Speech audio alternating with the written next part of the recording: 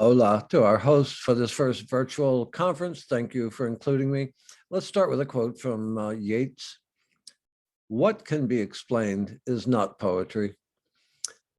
I submit that this insight applies to prose as well. My paper is titled Errors and Omissions in the PBS Hemingway series, which aired recently. From a letter I was reading on the eve of the PBS show, Hemingway wrote to his son Patrick about the success of The Old Man and the Sea. Quote, "Book seems to be going good. About 98% of the reviews were favorable.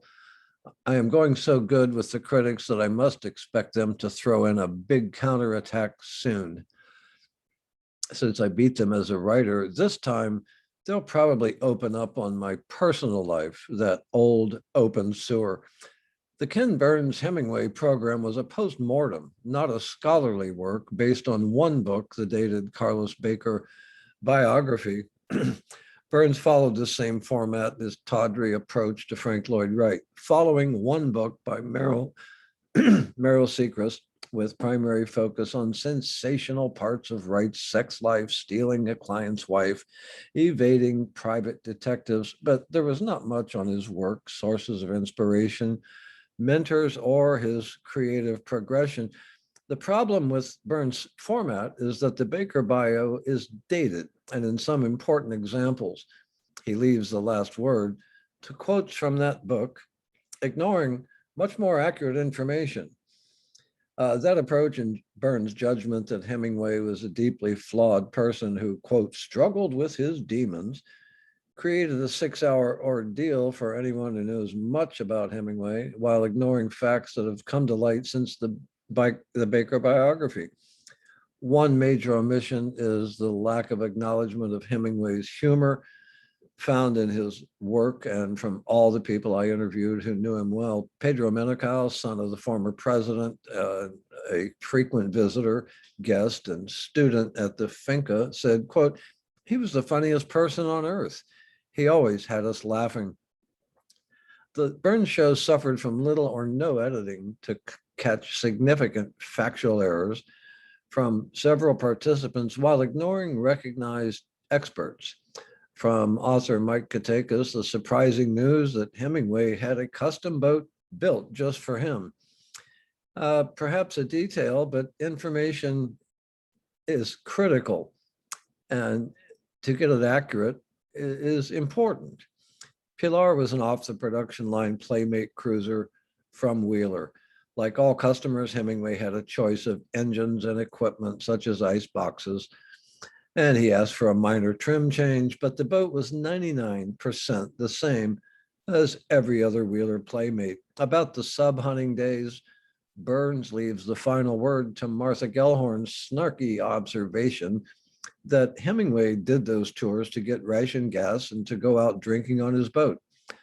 Left out of the story is the fact that hundreds of boats, referred to as Q ships, were pressed into service by the U.S. Navy to help the war effort in the Caribbean and Atlantic. Many civilian boats were part of that network, informing the Navy with the assistance of Navy ships, planes, and blimps. Expensive radio gear and weapons for Pilar were installed by the Navy. Pat Hemingway said he and his brothers were never allowed on those excursions because they were dangerous. From the Burns bio, we learn nothing about that effort that cost Hemingway months of writing time, and not to mention risking his life and boat on the open sea. And instead of new facts or insights that would advance readers' understanding of Hemingway's writing, viewers are caught up in the wives, affairs, problems of family, and the handful of days they chose to portray Hemingway's incredibly prolific writing output during his 7,500 days when he officially resided at the finca. There's little indication in the 6 hours that Hemingway was actually happy in Cuba, if ever, as they repeated the detail about his mother dressing him as a girl for a photo shoot when he was an infant, problems with Martha, then Mary, then his possible romance with Adriana, notably without any mention of her brother, John Franco, who lived at the finca for 7 years. John Franco, considered by Hemingway, quote, half his brother and half his son, did not get a mention in the Burns production. More emphatically than any other source, Gianfranco told me how intensely likable Hemingway was. People loved the guy before he was, quote, the Hemingway. And shortly before his death, he sold his letters, and they are available. The most glaring factual error came from Mary Dearborn and her claim that, quote, Hemingway left Cuba right after the revolution. But in fact, Hemingway stayed in Cuba a full year after the revolution, a welcome guest of the new government. And he was forced out by the US ambassador, not by the new government. Burns achieved little in editing while including worn myths like the scene from the dreadful show with Stacy Keach years ago that showed viewers the bumbling Hemingway trying to kill himself by walking into a spinning airplane propeller. In an interview with the pilot on that flight to Mayo Clinic, the pilot said flatly of the alleged suicide attempt, quote, it did not happen. But Burns repeats it. Among the Hemingway experts, few were included. Missing from the show were James Nagle, Valerie Hemingway, and noted scholars Lisa Tyler and author Dennis Bryant. The foremost expert, Patrick, got some airtime, and the only other living person who knew Hemingway well, Valerie, is not part of the show. The series, in progress as much as 10 years ago, began with notice to Pat that he was needed. His interviews were taped 6 years ago, but curiously, Burns sent staff to interview Patrick. At the time, Pat said he recommended Dennis Bryant, author of The True Gin, because he felt that was the best book about his father. While I don't know if Burns and company approached any of the scholars I mentioned, Bryant's significant work is available. And we heard nothing from the brilliant factual research of Lisa Tyler, who gave an excellent paper at the Santa Fe Hemingway Festival in Gainesville in 17. Tyler, who teaches Hemingway at Appalachian State, noted that the story Up in Michigan should be considered as a story told from the woman's point of view and Hemingway's ability to feel life from her viewpoint. Instead, we get a snark comment telling us that Up in Michigan's was, quote, a date rape story.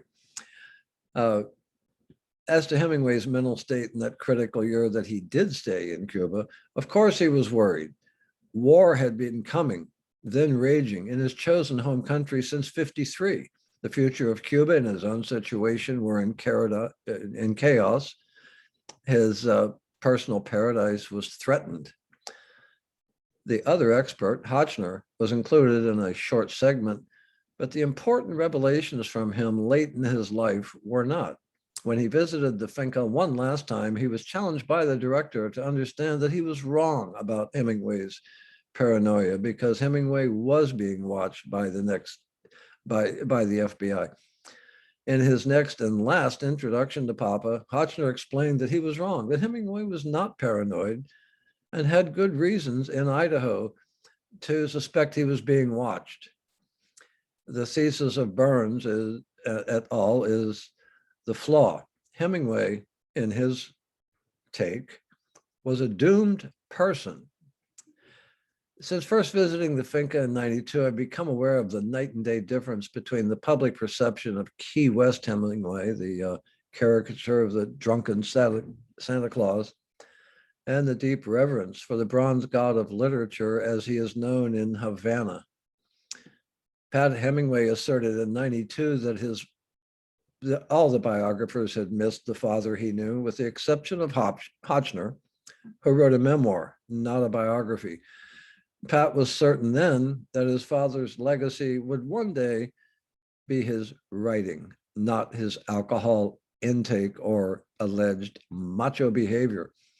In fact, the people who knew Hemingway well laughed about the macho myth because, as Mario Menachal pointed out, quote, he was a softie. He was the shyest guy on earth, an average boxer and a lousy driver.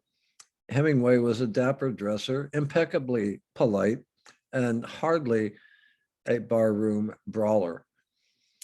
The PBS show amplified the old stereotypes and personal, quote, open sewer aspects of his life while telling viewers very little about his influences, but kept reminding us of his, quote, obsession with death.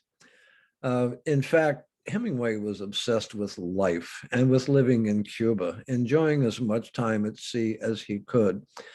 Although Cuba was shown and filming was done inside the finca, it doesn't take a lot to understand that Hemingway's house, like his boat, was not grandiose like the Sugar Baron mansions in Vedado. It's basic, unadorned, simple, and just enough, like his writing, to let us know that a great deal is behind the exterior. Like the writing, there is a great deal more to know about his house, his boat, and his life in Cuba than we see on first glance.